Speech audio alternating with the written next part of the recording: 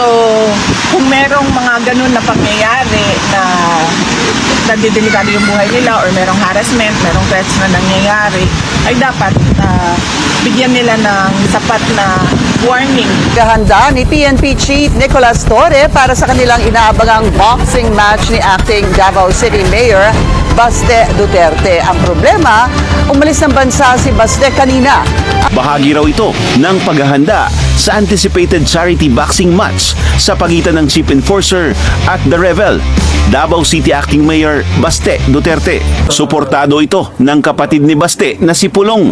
Dagdag ng Davao City 1st District Congressman, dapat gumawa sila ng formal na kasulatan para sakaling mapuruhan si Torre ay hindi masisisi si Baste.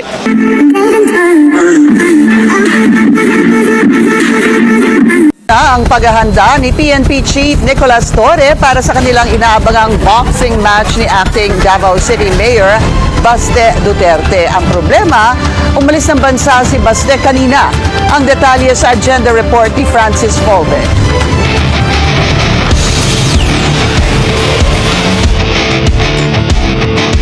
Mala eksena sa Rocky Film ang pagjogging sa ulan ni PNP Chief Nicolas Torre sa PNP Oval nitong Biyernes ng umaga. Ayon kay PNP spokesperson Jean Pajardo, naka 10 laps din si Torre. Bahagi raw ito ng paghahanda sa anticipated charity boxing match sa pagitan ng Chief Enforcer at The Rebel, Davao City Acting Mayor Baste Duterte. Mahina na nga ako eh. Pero marami nagka-interest sa larong ito. Kaya just to give them an entertainment, medyo para we can have a sort of credibility in showing up. Nag-refresh tayo ng konti sa ating mga dating ginagawa. So mapansin nyo, matanda na tayo at sabi nga ng trainer ko, mahina lang ang hangin eh, kaya wala nang diin ng mga suntok. Kaya I really hope na matuloy ito para makita naman nila na we're serious in this dahil sa ating fundraising ito at ito ay para naman sa mga typhoon and flood victims. Matapos tanggapin ni Torre ang hamon, naglatag na ng sarili niyang kondisyon si Baste. Kung serious ka talaga ha, these are my conditions. Pakiusapan mo yung amo mo na presidente and let it come out of his mouth that all elected officials should undergo a hair follicle drug test. Papalagan ko yung charity mo na yan. Wala problema. If it will answer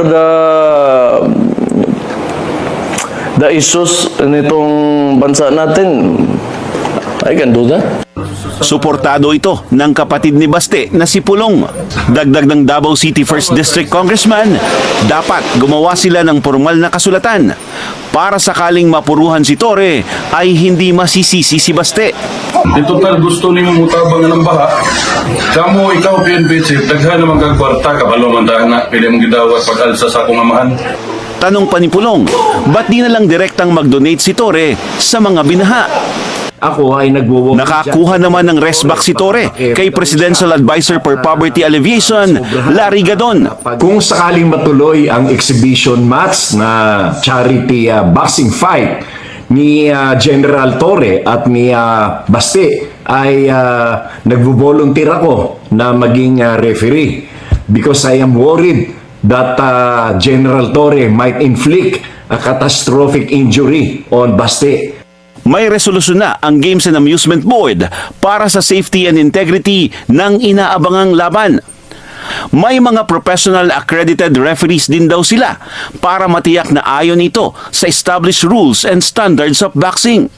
Ipapaantabay din ang kanilang medical personnel at paramedics sa venue.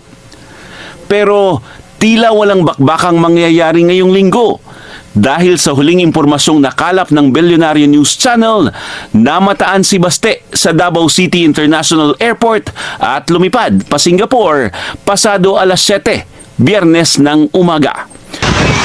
Tumataas na banta sa seguridad at insidente ng harassment sa mga Chinese nationals.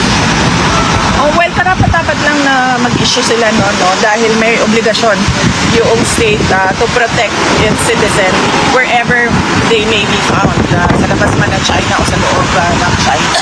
So, kung merong mga ganun na pangyayari na nadidelikado yung buhay nila or merong harassment, merong threats na nangyayari, ay dapat bigyan nila ng sapat na warning yung kanilang mga citizens para sila naman ay makapaghanda or meron silang magagawa para sa proteksyon ng sarili nila. VP, do you have a comment? Kasi sinabi ng Senate mismo, ni Senator Gatchalian, I think, he said that the Senate will convene as a high impeachment court on the 4th of August to hear out the impeachment complaint against you.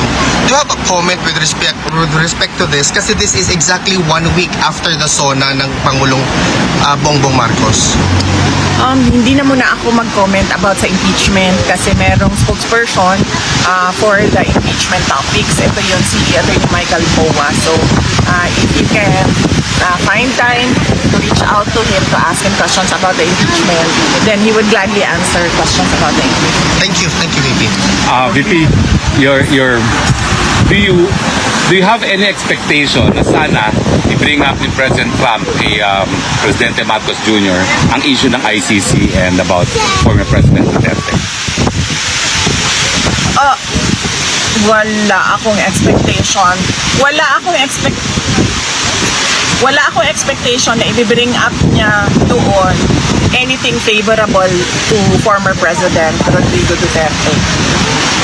Likely, baka i-bring up niya doon, pero ang kanyang sasabihin ay things that are unfavorable to President Duterte. Because he will really defend what they did to the former president. No, I meant on the part of President Trump.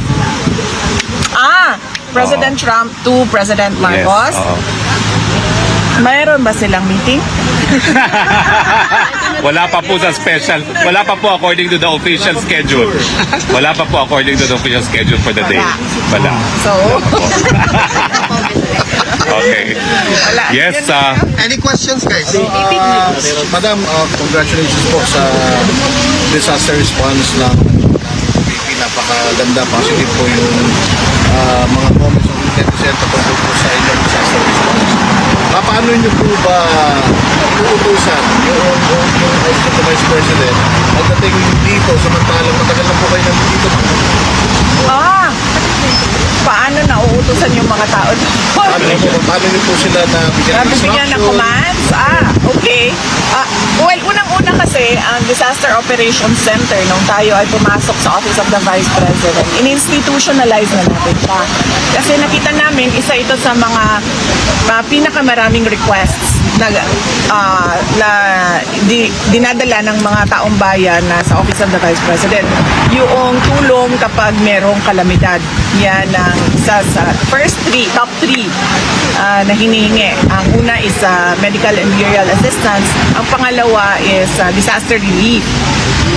Yan yung pangalawa na hinihingi ng taong bayan. So ang ginawa namin, in-institutionalize namin. Ibig sabihin, gumawa kami ng isang center at isang team ng mga tao na yun lang yung gagawin nila.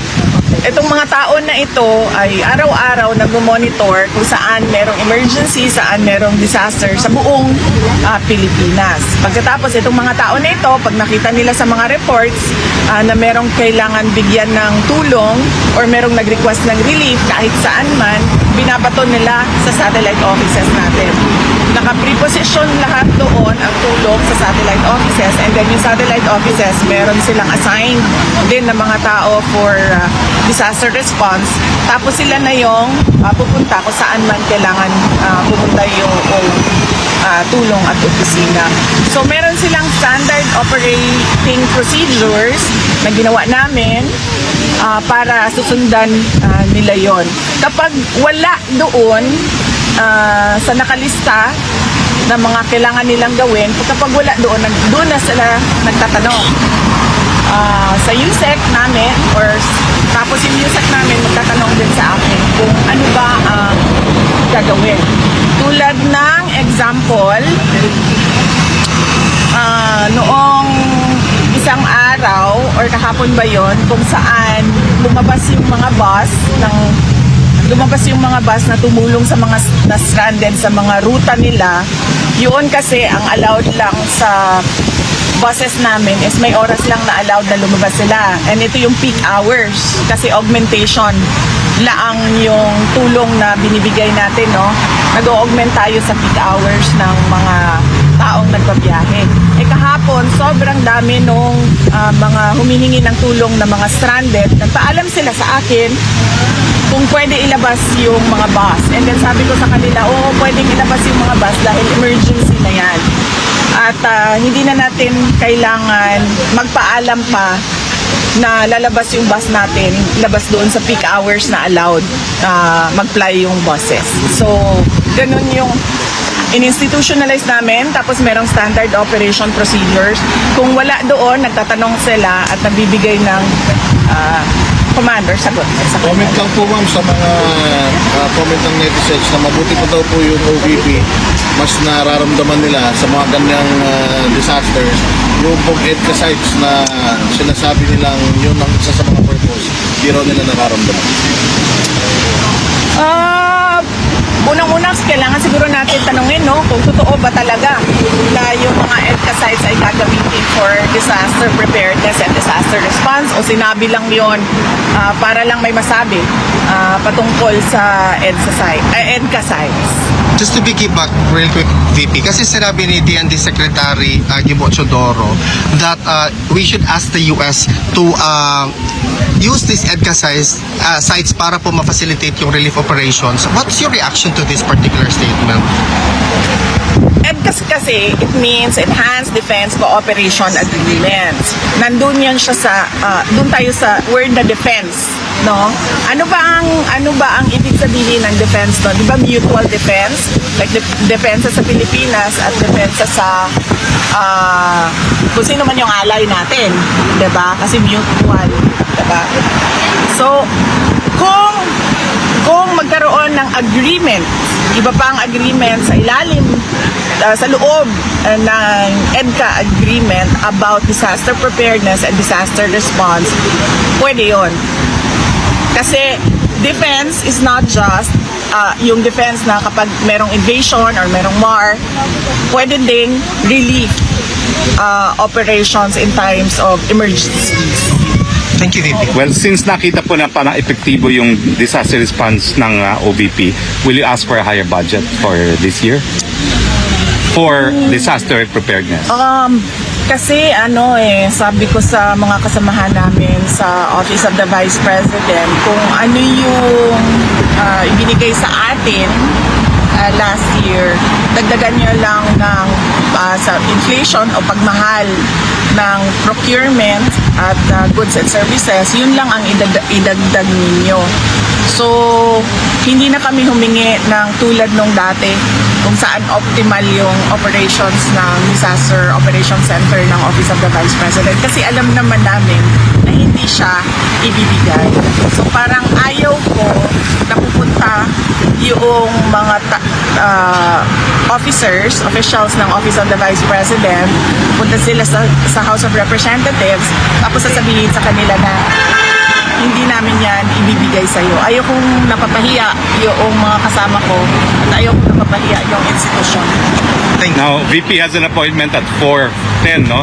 So, unless last question, tapos yung mga first-timers, pagbigyan natin sa pictures, pwede pa ba, VP? Miski konting panahon lang. Go! Mensahe po sa mga patuloy po na mga supporters ni Tatay Digong, ng People po mundo, bring him home. Tapos, mga kababayan Yes, opo. Unahin ko na muna yung sa mga kababayan natin. Sa mga kababayan namin, ang Office of the Vice President, kung ano man yung makakaya ng Disaster Operations Center namin, gagawin namin lahat para sa disaster response. Dalawa po yung nandyan sa loob ng center namin. Unang-una is yung mga kalusugan trucks namin, nagdadala sila ng hot meals sa mga responders. Pangalawa, meron kaming relief, no? Relief, food and non-food, yung relief na pwedeng maibigay ng Office of the Vice President. Kailangan natin laging handa tayo sa mga ganito dahil alam natin taon-taon pabalik-balik yung bagyo. Hindi naman titigil ang pagdating ng bagyo sa ating bansa. At ang dala ng bagyo lagi ay unang-una pagbaha at mga landslides. So yung mga tao na alam nila na flood-prone area sila or danger zone area sila sa landslide, ay dapat maghanda sila pagdating ng bagyo or tag-ulan. At ano yung isa, sir? Patuloy na pagtitipon ng mga supporters ng Yes. Okay.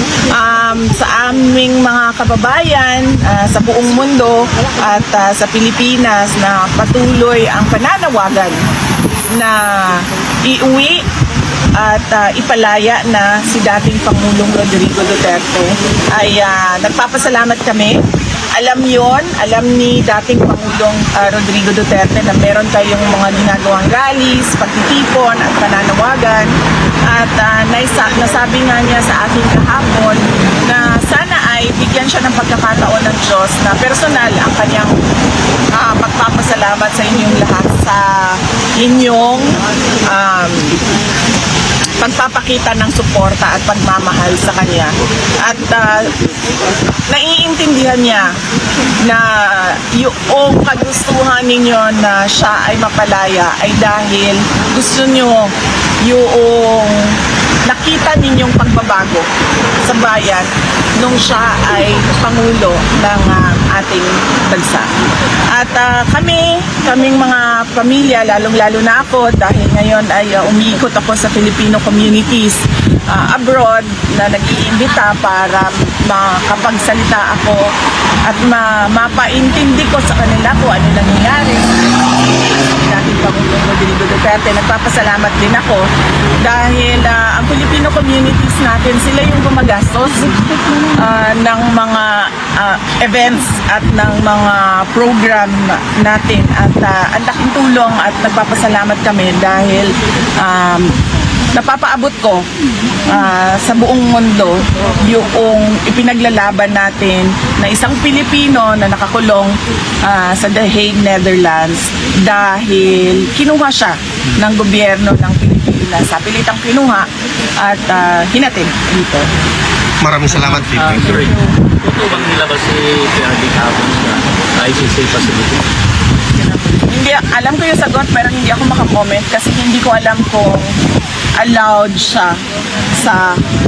Thank you, VP. Hindi ko alam kung allowed siya sa aking level. Ang pinakamaayos siguro ay tanungin natin yung lawyer ni dating Pangulong Duterte, si Attorney Nicolas Kaufman. Thank you, VP.